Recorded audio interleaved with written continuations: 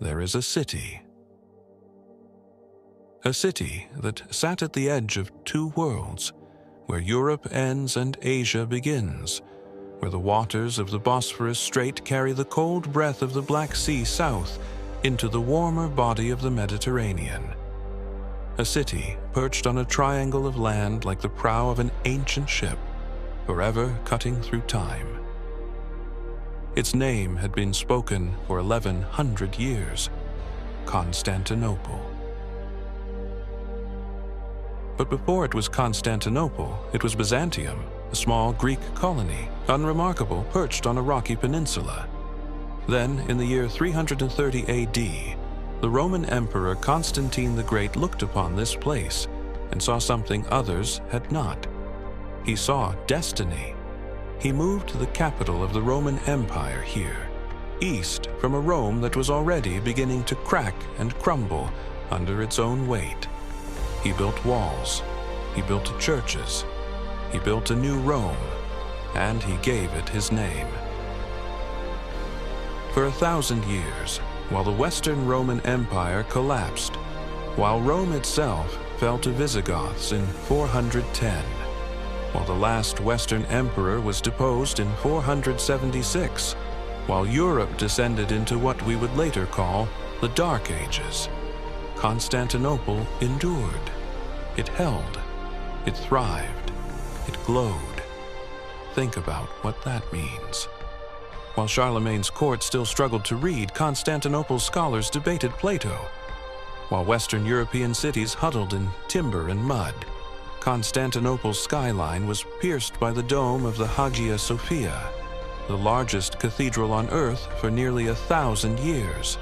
A building so vast, so luminous, that when Emperor Justinian first stood inside its completed nave in 537 AD, he reportedly whispered, "Solomon, I have surpassed you." This was the center of civilization. This was the keeper of the flame, the Eastern Roman Empire, which historians would later call the Byzantine Empire, though they never called themselves that, preserved the works of Aristotle, Plato, Euclid, and Homer through centuries of darkness. Its legal codes shaped European law. Its art shaped European aesthetics. Its theology shaped European faith. And by the middle of the 15th century, it was almost gone. The empire that had once stretched from Spain to Syria, from the Danube to the Sahara, had been reduced, slowly, agonizingly, over centuries of plague and civil war and crusader betrayal and Turkish advance, to a single, shining, desperate point: the city itself.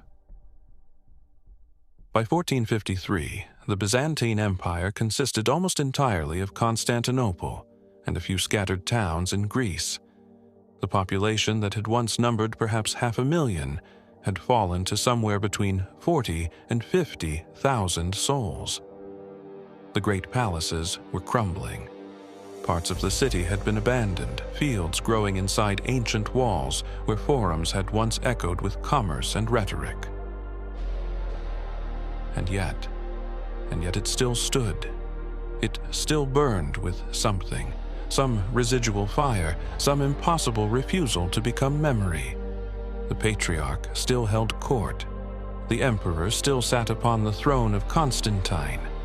The Hagia Sophia still caught the morning light through 40 windows ringing its base, making it appear to those inside as though the great dome floated above them on a column of pure gold. The emperor's name was Constantine XI Palaiologos. He was 51 years old, a soldier, not a politician.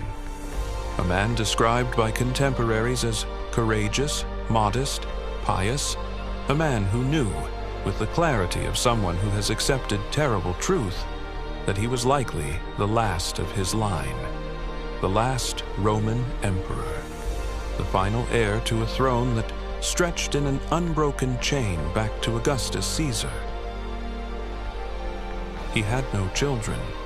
He had no meaningful allies. He had sent desperate embassies to the Pope, to Venice, to Genoa, to Hungary, begging for aid, offering religious union between the Eastern and Western churches, a wound that had festered since the Great Schism of 1054. Some help trickled in. A Genoese soldier named Giovanni Giustiniani Longo arrived with 700 men. Some Venetian sailors stayed when their ships could have left. A Catalan named Francisco de Toledo climbed the walls. But the armies of the West did not come. And outside the walls, growing larger every week, growing darker and more certain, an army was gathering.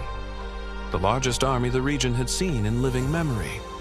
An army commanded by a young man of extraordinary intelligence, extraordinary ambition, and extraordinary cruelty. His name was Mehmed, and he was 21 years old.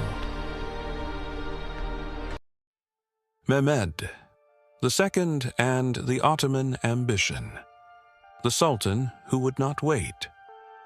To understand what was about to happen to Constantinople, you must first understand the man who made it happen. Mehmed II became Sultan of the Ottoman Empire for the first time at the age of 12 in 1444, when his father Murad II abdicated, an experiment that failed almost immediately. The boy Sultan struggled. A crusade gathered in the west. Murad was called back. Mehmed was set aside. Being set aside is something a certain kind of man never forgives, never forgets. He came into his second and permanent reign in February 1451 at the age of 19, when Murad II died. The courts of Europe exhaled with something close to relief. Reports had reached them that the new Sultan was young, bookish, perhaps weak, perhaps manageable. They were catastrophically wrong. Mehmed II was one of the most remarkable figures of the 15th century, a man who defies simple categorization. He spoke 6 languages: Turkish, Arabic, Persian, Greek, Latin, and Serbian. He read the ancient classics, not for pleasure but for instruction. He studied the campaigns of Alexander the Great, Julius Caesar, and Hannibal, with the obsessive attention of a student who intends to apply what he learns. He was known to be cruel, capable of ordering executions with the flat, administrative calm of a man signing documents. He consolidated power immediately upon taking the throne by having his infant half-brother drowned in a bath, eliminating any rival claim. It was not personal. It was strategic. That distinction tells you everything about him. But he was also sophisticated, curious, and possessed of a vision that was more than mere conquest. Mehmed wanted to be the heir to Rome. He wanted to rule a universal empire, and he understood, with a clarity that his predecessors had lacked, that such an empire could not exist while Constantinople still stood. Constantinople was not merely a strategic problem, it was a symbolic one.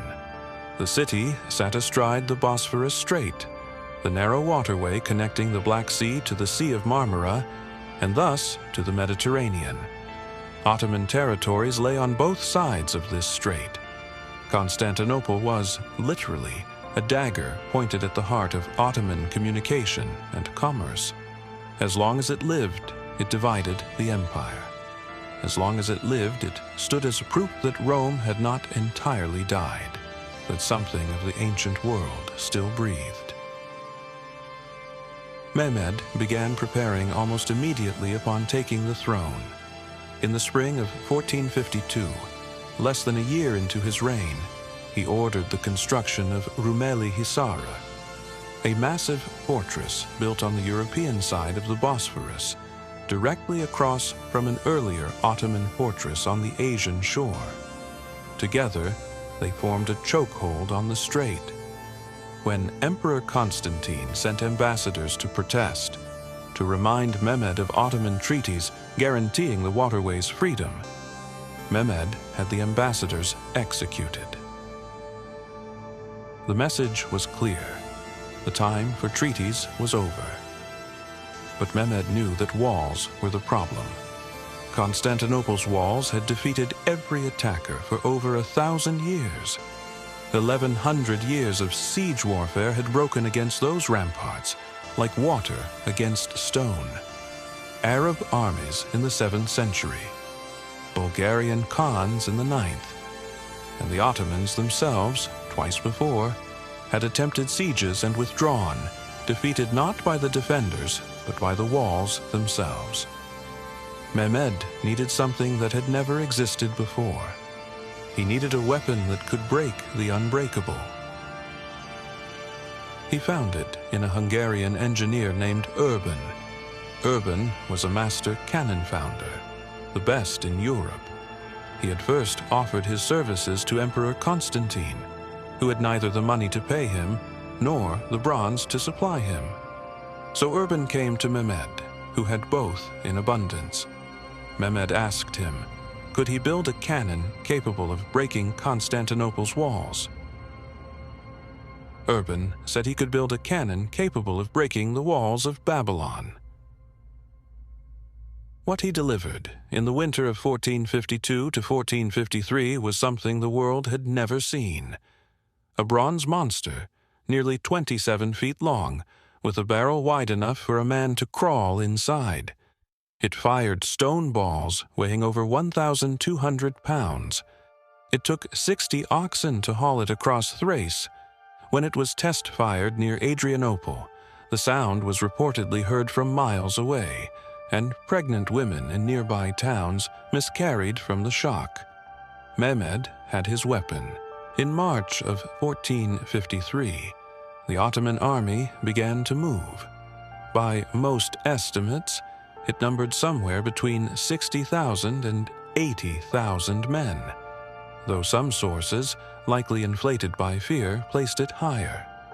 There were janissaries, the elite infantry, trained from boyhood, fanatically disciplined, and Anatolian cavalry and Bashi bazooks, the irregular troops used as shock forces and cannon fodder in equal measure. There was a navy, approximately 125 ships, possibly more, gathering to close off any rescue from the sea. Emperor Constantine, watching from his walls, had perhaps 7,000 defenders. Some say fewer, 7,000, against 80,000. And still the city did not surrender, because they had the walls, the Theodosian walls. Why they were considered unbreakable. If you had stood on the hills above Constantinople in the spring of 1453 and looked west, the direction from which all land invasions must come, you would have seen something that made the human heart feel small. The Theodosian walls, built between 408 and 413 AD under the reign of Emperor Theodosius II, these were not merely walls. They were a system, a machine of defense so sophisticated, so layered, so carefully engineered that military architects would study them for centuries. They stretched nearly 4 miles across the peninsula, from the Golden Horn in the north to the Sea of Marmara in the south, sealing the city's only land approach. 3 lines. That is what a besieging army faced. First, a moat, 60 feet wide, 22 feet deep, capable of being flooded. Before an army could even reach the walls, they had to cross this, under fire, carrying ladders, with arrows and Greek fire raining from the parapets above. Then, beyond the moat, a wide outer terrace, a killing ground. Nowhere to hide, nowhere to shelter. Then, the outer wall, the Protykisma, 27 feet high, studded with towers. Then, if you somehow survived the moat, the terrace, and the outer wall, another open, killing ground. And then finally, the inner wall, 40 feet high, 15 feet thick at its base, towers rising every 70 meters to 60 feet or more. 96 towers in total, each one a fortress unto itself. Each one positioned so that archers could fire along the face of the wall, ensuring there was no blind spot, no angle of approach that wasn't covered. The mathematics of it were simple and terrible. The walls had held. The numbers were almost theological in their consistency. In 1,000 years, across dozens of sieges, the walls had been breached from the land exactly once. And that was not by an enemy army, but by the soldiers of the Fourth Crusade in 1204, who came not as conquerors, but as supposed allies, and who betrayed the city from within, in an act of treachery that the Byzantines never forgot and never fully recovered from. The Arab general Maslama ibn Abd al-Malik besieged the city in 717 with an army reportedly numbering in the hundreds of thousands. He failed. Krum of Bulgaria camped beneath the walls in 813. He failed. The city seemed to exist outside the normal rules of warfare, as though some ancient compact had been made between the stone and the divine. And the Byzantines believed this deeply, fervently. There was a tradition, almost a mythology, surrounding the city's protection. The icon of the Virgin Hodegetria, said to have been painted by St. Luke himself, was believed to be the city's palladium, its divine shield. During sieges, it was carried along the walls by priests while the defenders fought. When the Arab fleet burned in 717, destroyed by Greek fire and a miraculous storm, people did not credit the Byzantine navy. They credited the Virgin. This faith was not naive. It was forged in survival. Generation after generation had watched the city endure what should not have been endurable, and they had drawn the only conclusion available to them. God had not yet abandoned Constantinople. But there were weaknesses.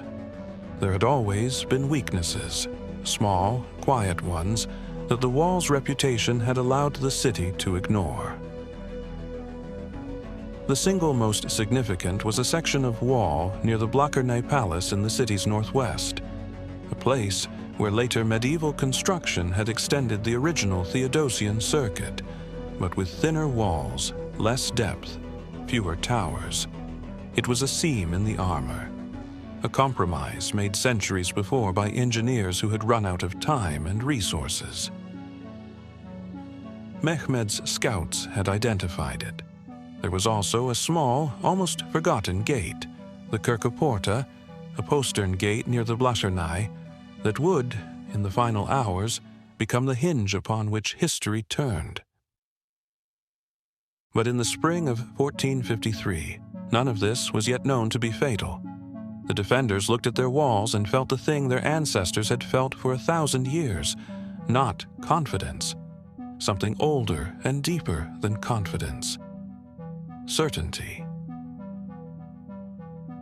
They were about to discover what happens when certainty meets a man who has spent his entire life learning how to destroy it. Follow scars of time, or give me a like for more stories history never forgot. The siege begins April 2nd, 1453. The Ottoman army arrived before the walls of Constantinople. Think of what the defenders saw from their towers that morning. A horizon that had been empty the day before was now full. Tents stretched across the hills like a vast, purposeful city. Standards and banners snapped in the Thracian wind. And moving through this ocean of men and canvas and steel, the oxen teams, 60 beasts straining forward, and behind them, Urban's great bronze cannon, a thing that had no precedent in any living person's memory. More cannons followed, smaller, though smaller is relative when you are speaking of artillery, that could throw stone balls weighing hundreds of pounds, Historians count at least 70 Ottoman cannons of various sizes arrayed before those walls. But it was the Great Bombard, later called the Basilica, that everyone watched. Defenders, attackers, observers on Venetian and Genoese ships in the harbor, all of them waiting.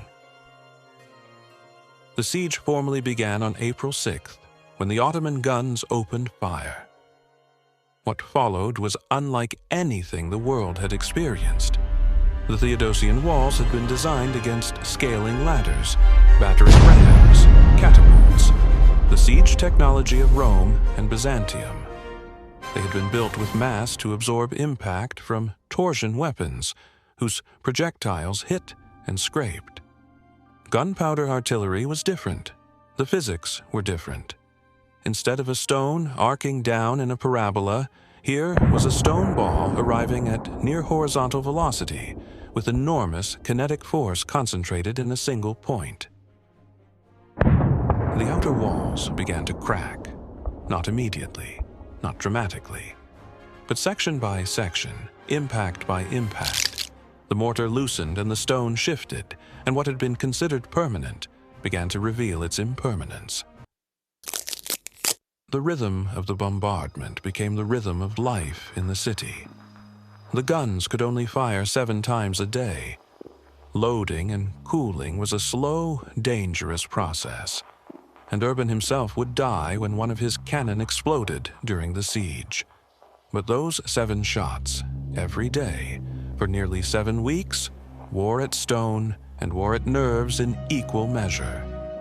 Inside the city, Constantine XI organized his defense with the systematic calm of a man who has accepted that he may be managing the final weeks of a civilization and is determined to manage them well.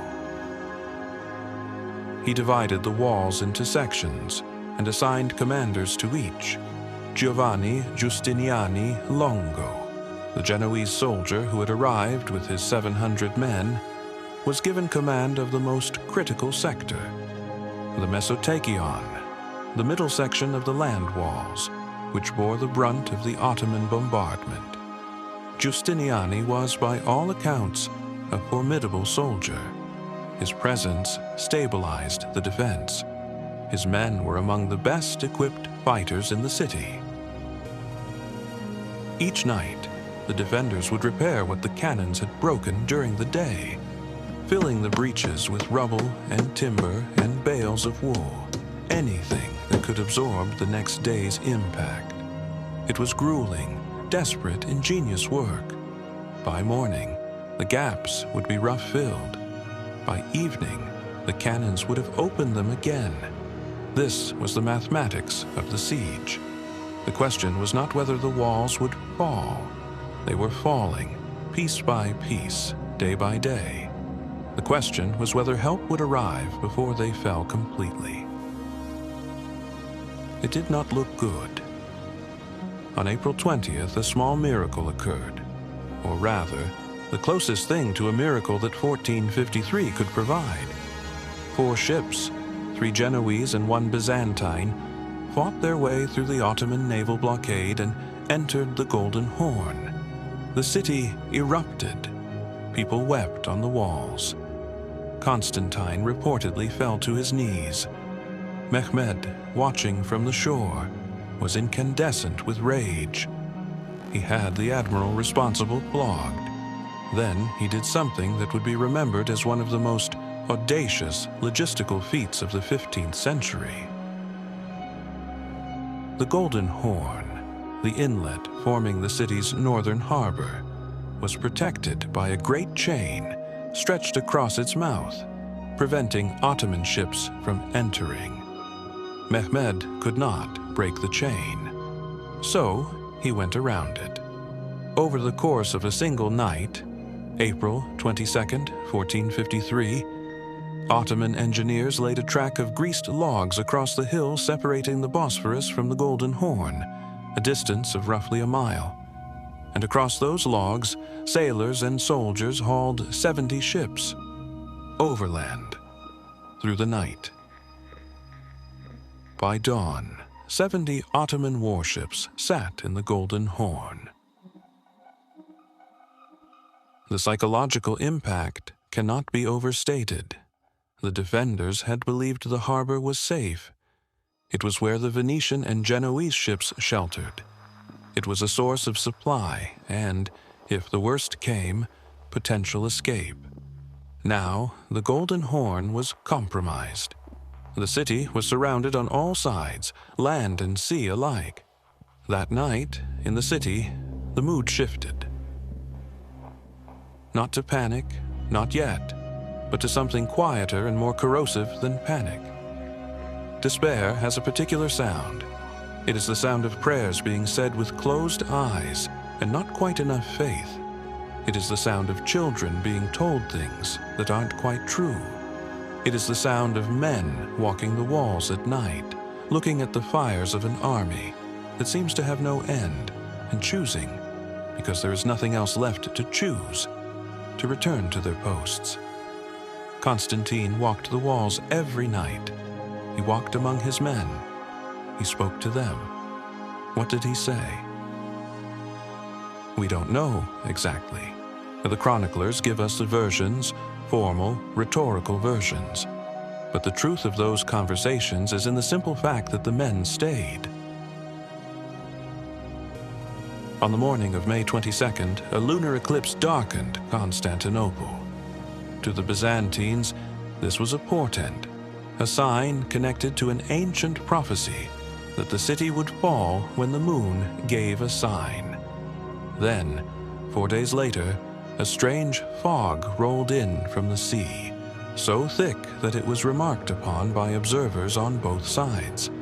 And when the fog lifted the next morning, witnesses reported seeing a strange light emanating from the dome of the Hagia Sophia, a glow rising and then extinguishing. The city whispered, God was leaving.